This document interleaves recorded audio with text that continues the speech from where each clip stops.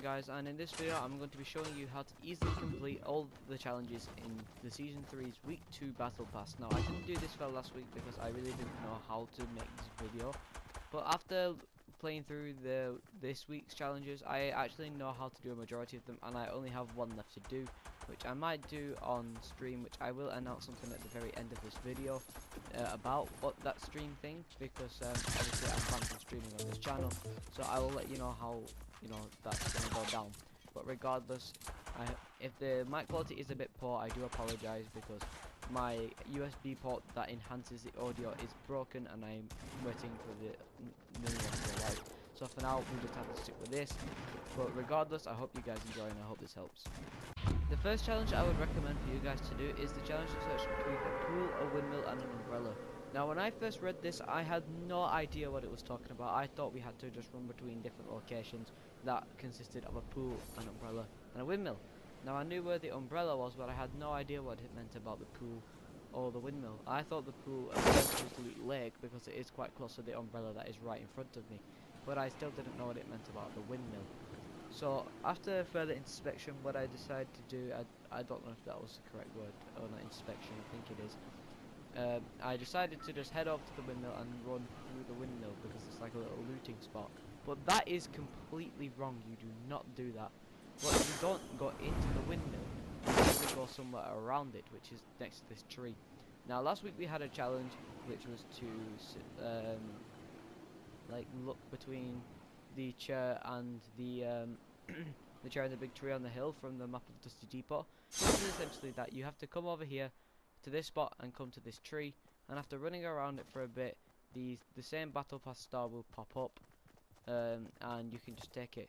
Now the reason it's not doing it for me is because I've already done it, but you see this guy right here has just picked it up, and not me or him don't have a weapon, so what I'm going to do is I'm just going to chase him down really quickly and try and kill him. But that is all you do. Where that guy was then, that's where it will pop up. It didn't do it for me because I have already done it. That was just for me to tell you guys where it was, and I think we're about done. The next challenge that I would recommend doing is to get eliminations in Greasy Grove. Now I cannot remember how many eliminations it is you have to get, but all you have to do is land in Greasy Grove and get kills. I think we had one similar to this in the last week's challenges, but I honestly cannot remember. But I would recommend doing this one next, as I did this one first because I did not know how to do the umbrella one.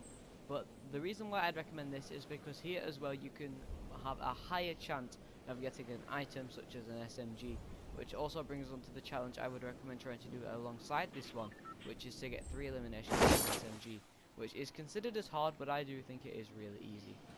Now all you have to do for the SMG is it's as simple as it said, get kills with an SMG, and I think it's 5 kills you need at Greasy Grove. So if you can land at Greasy, get an SMG and get your 3 kills there, that is sorted, and then maybe you can get another 2. But because Greasy Grove is never usually a highly populated area, the chances of people coming to Greasy Grove isn't that high. So I wouldn't recommend coming to Greasy Grove to try to do it if the battle bus doesn't fly over it exactly. But if it does fly really close to it, then I would definitely recommend coming here and doing that. I think there's only one other guy here. I could see him over there in the distance, but that doesn't mean he was necessarily going to come here.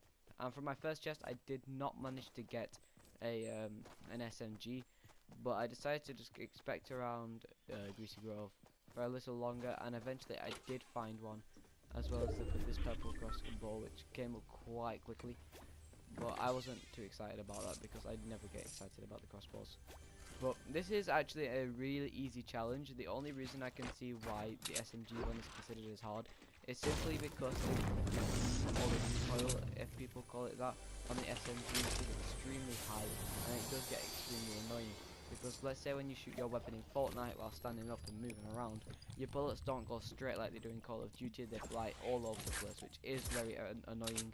So that's why I can see the SMG one as hard, because the bullets go flying everywhere. But this is a really easy challenge, but if you do get a grey SMG, I wouldn't necessarily recommend it.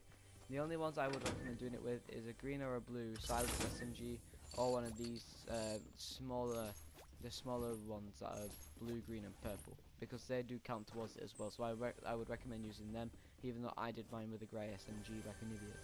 and that was probably a bad choice because it doesn't work well. Yeah, right here. But this still counts as a submachine gun. It's called a tactical submachine gun, but it still counts as a regular submachine gun. So I would highly recommend taking them and then doing it with them instead, because it just makes the job 10 times easier. But regardless, I would recommend doing those two at the same time, and it would just make your life so much easier. Also, another challenge I would recommend doing side by side with Greasy Grove and SM91 is probably the one to get, or I should say, to use a launch pad. Now, this one doesn't seem too difficult on first glance, but trust me, this is a killer, because finding a launch pad is completely luck based, and after around 20 games I finally got one, and it was just lying there on the floor. And the second I got it, I did not wait at all. I just placed it and used it, because I didn't have any like weapon of such sort. That was the only thing I had. So what I would recommend doing whilst you're doing the launch pad challenge is, when you get it, use it straight away, because you do not want to die when you're trying to do something like special with it or whatever, because the second you like just pull out the launch pad and you jump on it, there you go, you've completed the challenge. So what I would recommend doing is, I would just, as soon as you get the launch pad, just go for it. Do not wait to save it to the end of the game, just do it straight away. So if when it gets closer to the end of the game and you're planning on using it and you do die, then you'll have to play another couple of like 10, maybe 20 games until you actually get a launch pad again. It's all dependent on how lucky you are. Now, me, I am not usually that lucky, so it didn't go too well for me. But if you are someone who would consider yourself lucky when it comes to getting loot from chests or whatever, or just lying on the ground, then you just go ahead and save it for a while. But I would definitely would not recommend it. I would keep it and then use it. Sorry, what am I saying? I would use it straight away instead of keeping it. There we go. So so you can do all those three challenges at once, because finding a launch pad could be possible as well in Greasy Grove. I didn't find mine in Greasy, I found mine in Retail Raw, but that was through complete luck, because I landed at Retail to go on to the next challenge that I will mention in a moment. But I did find mine just lying on the floor in Retail Raw, so I would recommend just going headfirst into this situation. The next challenge I think you guys should do is to actually dance in different forbidden locations. Now, if you are someone who doesn't know many spots of the map, you might not know how to do this, and I did jump a little bit late, and that is completely my fault. But you might not know how to do a couple of these, because these are basically signposts that are scattered around the map, and you will definitely not find them all or be able to use them all in one game, because this took me the space of 3 games, simply either from getting killed or the storm not closing in where I needed it to be. The first one I would recommend you guys going to is this one here at Retail Row. Oh Jesus, just make sure you have at least one dance move equipped on you. So all you have to do is go up to these signs here and then just do a dance in front of them. And that's it, that's all you have to do. That is literally the challenge. It's not the easiest thing in the world, simply oh Jesus. It's not the easiest thing in the world, only because of the fact that the storm will probably not close in around areas with, well, dance locations around them, I guess you could call it. But the main places I would go to actually get this done is all in like a little bit of a nice little layout. So I start a Retail Row like I showed you. Then there's one over here at the entrance to the tin place. There's an RV around to Mortar Town somewhere, but I didn't find that one because I am blind apparently. There's also one around this area of Wailing Woods, which you can find. There's one down near this pond at Fatal Fields. There's one at the entrance to Flush Factory. There's one in Salty Springs somewhere, I don't know where exactly. There's one on this hill at Pleasant Park. And there's one at the Llama by Junction. Now, I'm not going to provide gameplay of all these spots. I'm just going to provide gameplay of 2 of them as I talk about the next challenge as I walk along. But I would recommend going to Retail first, then the tin place. Go to Tomato Town if you know where the RV is. And if not, then try to go to the one at Wailing Woods if the circle is in the correct area, I guess. Like if it's in the general area. I'm just figuring out how to word this. I really do not know how to word this. So if the circle's in the general area of Wailing Woods, then go to that one, and if not, go to the one at Pleasant Park next, which you will need some material to build up to. And then in your next game, then go to Fatal Fields and get the one near the pond. Or if not, if you don't want to do that one, then you can go to the one at Junction with the llama. and I just want to really quickly. There we go. Simple. And there is another guy coming, so I'm just gonna keep walking and continue what I'm saying. But after you've done this, this also ties us to the next challenge, which you are pretty much going to, excuse me, which, now that was unfortunate. But this brings me to the next challenge, which you are guaranteed to do normally just playing the game, which is to deal 1,000 damage to players using an assault rifle, which is by far the easiest challenge we've ever had. I've already done it, but you need to. But the 1,000 damage is no big deal because you are using assault rifles all the time, and by an assault rifle, this means that you can use scars, regular ARs, burst rifles. I think the hunting rifle doesn't count. I don't think. But it's an extremely easy challenge to do nevertheless, and I would highly recommend doing that. Regardless, I apologize for this yawn, I'm just really tired. Sorry.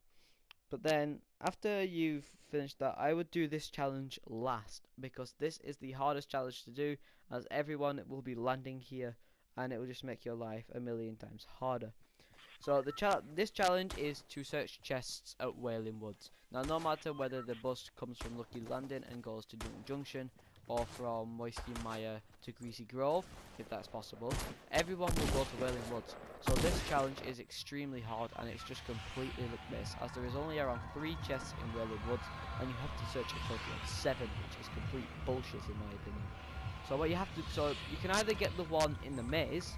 Actually, there's 2 in the maze sometimes, and then there's 1 in the back of a truck somewhere around this area here.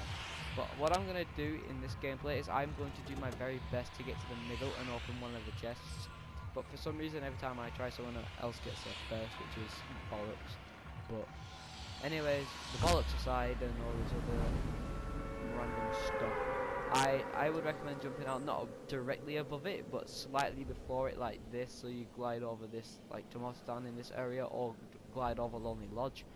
And do not pull the glider yourself. Get as far as you can and try and hover over a tree, like this. And then you should be able to hover over to the middle, and you should be able to do it correctly. And I do not think the fox counts as getting a chest, because it is in Wailing Woods technically, but at the same time it isn't. I'll have to try that later on. But as you can see, everyone is landing in this area. He's already got that one, so I can't grab one from Wailing Woods anymore, because, or I should say from the maze, because they've already been taken, which I think is completely pathetic. Oh, there isn't more than at least 2 chests. Oh yeah, there is. No, stop reload. Right, there we go. I very luckily managed to search that chest, and that guy got finished by some other guy very luckily. And if I get slapped by that guy, I'm gonna cry. But that what I just did was complete luck. I did not know that there was a chest there as well. I only thought there was 2 chests in the maze. I think it is random every time, so I did get extremely lucky there. But searching chests in Wailing Woods is a completely luck-based challenge. It is more luck-based than the launch pad, I would say, because even if you're on the very last day of the week to complete these challenges, you will still more than likely have to do this Wailing Woods one last, because everyone will be landing there, and everyone will still probably land at Wailing Woods on the last day. So what you need to do is you need to be extremely cautious about the Wailing Woods challenge, because you will more than likely get slaughtered instantly whilst trying to pull this off. So yeah, I don't care that I died then, but all I can recommend for the Wailing Woods is either leave it till the last couple of days of the challenge. I think it's does it again every Thursday, or so I think. Let's have it. Oh, look, 5 days. Today's Saturday. Yes, Thursday. Every Thursday it happens. So either leave it till the last day, or you can just do it at any time. Just make sure you're extremely fast and you get in straight away. So thank you for watching this video. If you found it informative, please do leave a like, and also let me know if I should bring out a tips video for the challenges that come out next week. I'll try and bring that out as soon as I can. I'm sorry this one's a little bit delayed. I've just had to find out how to do a couple of bits and bobs. But regardless, I'm sorted now. I am only going to be recording voice on PS4, unfortunately, for now, because my PC's US like little thingy. I don't know what they are. The circular things on the end of your plugs that you can plug into your controller. That doesn't register as a mic for some reason. And also about the streaming thing, I have a new streaming channel for the time being, whilst my what are you laughing at, bitch?